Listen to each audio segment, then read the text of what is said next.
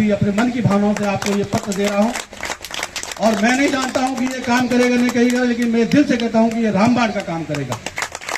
और मैं तो अपनी तरफ से इस पत्र को भेजूंगा माननीय प्रधानमंत्री जी को, लेकिन आप लोगों ने भी इस पत्र को हर जगह जहां पर असंभव हो वहां पर आपने पहुंचाना है। ये सोच के पहुंचाना है कि मैं कोई विधायक का चुनाव नहीं लड़ूंगा आने वाले समय में।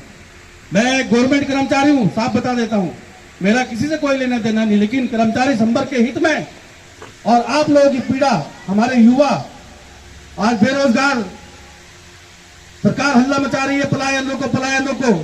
पलायन रोकने के लिए आप योजना बना रहे हो, उस योजना का पैसा अधिकारी खा रहे हैं, लेकिन जिनका पलायन हो रहा है वो सड़क पे है या आंदोलन पे है। ये एक बहुत बड़ी बात है। इसकी पीड़ा व्यक्त करने के लिए सरकार के पास बहुत टाइम है। बड़ी बड़ी सेमिनार होती है, पलायन कैसे रोका जाए, पूरी पलायन समिति बना दी गई उत्तराखंड में, लेकिन जिनके साथ में दर्द है, जिनके परिवार आज बाहर जा रहे हैं काम करने के लिए, उनके पास जाने के लिए अधिकारियों के पास टाइम नहीं है। बहुत दुखद विषय है उत्तराखंड में। आज यहाँ की मूल समस्या है उत्तराखंड की, कोई भी नेता नहीं उठा पा रहा है। सब अपने में लगे हैं कि मेरा घर कैसे बने, मेरा जमीन जायदाद मेरी ये कैसे मिले। आज यही परिणाम है कि आज यहाँ इतनी 52,000 भर्तियां जो है आज गवर्नमेंट दोबारा उसका करने जा रही है, विकल्प बना दिया उन्होंने कि लोक सेवा आयोग से उसकी भर्ती होगी। मैं माननीय धामी जी को धन्यवाद करता हूं, माननीय मुख्यमंत्री है हमारी सरकार के और बहुत लोकप्रिय नेता हैं। माननीय प्रधानमंत्री ने स्वयं भेजा है उनको यहाँ पर बना के कि उत्तराखंड का सबसे योग्य युवा नेता धामी जी है। लेकिन क्या आज भी आप बता रहे हो, कितने दिन से आप धरने में बैठे हो?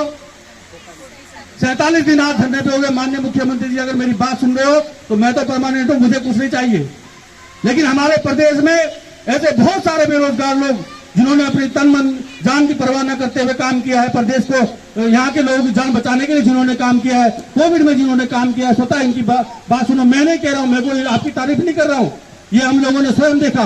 मैं भी उस समय रात दिन ड्यूटी पे था जब कोविड काल चल रहा था, तो हमारे घर में बच्चे रहे। मेरी माता जी की डेथ हुई उसी चक्कर में कि हम लोग बाहर थे तो घर जाएंगे तो बीमारी साथ जाएगी, कितना हम लोग रोकथाम कर पाएंगे उसकी। लेकिन जिनके साथ गुजरा वो बाहर के लोग और जो लोग स्वयं उस समय कोविड में, आप जैसे लोग जिन्होंने जो है कोविड का बिल्कुल आंखों से सामना किया, हाथों से सामना किया, जिनको मजबूरी थी कि ड्यूटी करनी नहीं तो परिवार कैसे चलेगा।